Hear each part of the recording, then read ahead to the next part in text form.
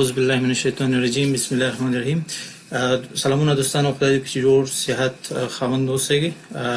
زما نوم محمد نعیم مهدي ده. زه د MBA فارغ یم. ما ماستري کړې ده په بخش مالي بخش کې MBA په هغه کې انګلستان نه، او زه د کابل یم. زه غواړم د معلوماتي ویډیو دا غواړم چې هغه دوستان ځوانان چې بیکاره دي، وظیفه نه لري او صرف فکر سوچ صرف دولتي وظیفو ته دي، هغوی غواړم پام یې د خصوصي سکتور ته چې موږ مختلف صنعتونه کولای شو خلاص کو، او هغه دوستان چې فکر کوي چې د کاروبار لپاره غټ سرمایه پکار دی، هغه چې دا کاملا مطلقاً غلط دی. نو هغوی ذهن غواړم خلاص کوم چې صرف تاسو کولای شئ حتی په 1000 افغانۍ باندې هم کاروبار شروع کوئ شئ. نو دا لومړی ویډیو کې زه غواړم تاسو خپل پروډکټ وښیم چې څنګه کولای شو موږ تازه میوه په ښه طریقه خرڅ کو. دا عکس تاسو ښکاري دی کې اوس میوه ساده شانس ارسي واضح هغه سوي دي. موږ د لپاره موږ شي پکاري، موږ اولین کې شي چې پکار ده موږ تازه میوه پکار ده. میوه چې موږ کله خلو باید زیاده نه اوسېږي، ښه پاک سوتره باید ومینځو، بالغ نه موږ کو. نو دې خاطر چې موږ میوه زو اول بازار نه اخلو، نو موږ باید کوشش وکړو چې څومره موږ ارزانه میوه اخیستی سو، یعنې میوه ښه میوه ولې په ارزانه بیه کې اخیستی سو. دا د موږ وروسته چې موږ کوم پروډکټ غواړو جوړ کړو چې تاسو دلته عکس کې ښکارئ، دا په ارزانه بیه بیا کولی شئ خرڅ کړئ. نو دا دې خاطر چې تاسو خرڅ کړئ، نو تاسو چې ضرورت لري دا باید ټول قیمتونه چې دي باید ولیکئ. د هر میوې د ځان قیمت ولیکئ چې موږ ته معلوم شي چې کوم یو میوې قیمت زیات دی، کوم یو کم دی، چې موږ بیا وروسته د تحلیل اقتصادي تحلیل لپاره موږ د استعمال غواړو. دې خاطر چې د څنګه ته هغسې موږ نور څه ضرورت لرو، هغه د موږ یو ګلاس پلاستیکي ګلاس ته ضرورت لرو چې دا کولای شي منډۍ کې پیدا کړي. منډۍ مختلف بخشو کې پلاستیکي شیان خرڅېږي، هغوی ته ضرورت دی. دې تر څنګ چې موږ کوم شي ته ضرورت لرو هغه موږ دستکش ته ضرورت دی. یعنې میوه خو مو واخلو، خو میوې تر څنګ چې موږ باید لاس وړو، چې پروسسینګ مسله دی، دې کې باید موږ په ډېر پاک اوسېږو. اولین کار چې باید وکړو، موږ اول باید خپل لاسونه ومینځو. لاسونه مینځل نو څنګه سره موږ چې کله لاسونه په شامپو ومینځل، پاک سوتره ومینځل، موږ یو دستکش ته ضرورت لرو چې دلته تاسو ښکاري پلاستیکي دستکش دی چې دا کولی شي تاسو دواخانې نه واخلئ. دواخانې کې دا پلاستیکي دستکش خرڅېږي. دا حتی باید چې کله چې غذا ته لاس وړئ، کشمخانه کې کار کوئ، نو تاسو باید یو دستکش واچوئ. دا دستکش کور کې هم استعمالولی شئ، حتی که کاروبار هم نه کوئ، دا کور کې استعمال کړئ، نو تاسو ته صحت لپاره دا ډېر فایده لري. نو دا دستکش څنګه ته موږ چې ضرورت لرو، موږ ټیشو پیپر ته ضرورت لرو.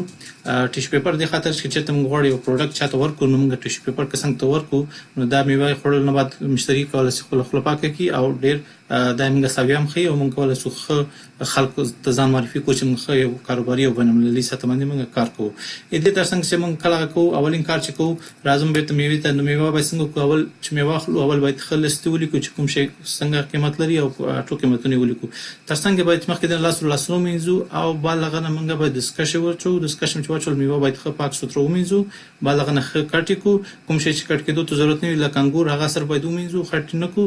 او بالغه نه چې څومره چې موږ دا ګلاسونه چې تاسو ته ښکاري، لکه مخکې مې تاسو ته ویلې دغه ګلاس دی چې کولی شي تاسو څومره ډکوی شئ ډک یې کړئ.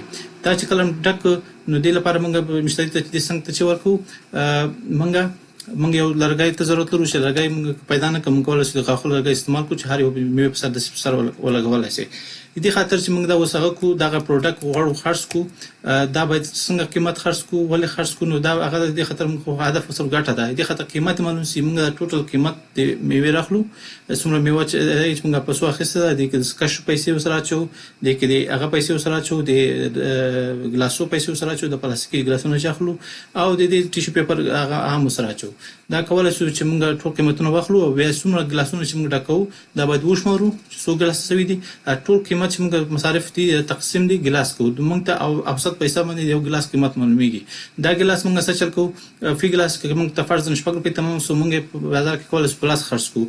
10 روپۍ ضرور نه چې فکس اوسېږي، دا چې څومره څوک په لاس خرڅوی شو په لاس خرڅ کړه، که نه خرڅ کړه کم خرڅ کړه، ولې دومره مه کوه چې باید خپل اصلي خپل قیمت خو باید واخلئ. نو که 6 د تمام شوی، نو 8 خو باید خرڅ کړئ کم از کم. نو دې خاطر باید دا کار وکړو، او دا کولی شي سوپر مارکېټ کې هم کېدی، یخچالو کې ایښي، 6 روپۍ تاته مې خو دوکاندار هم ګټې ته ناست، نه بهتر ده په هغه ته 8 روپۍ ورکړئ چې هغه 2 روپۍ تاته پاتې شي، او هغه بیا په 10 روپۍ خرڅ کړي چې 2 روپۍ هم هغه ته پاتې شي.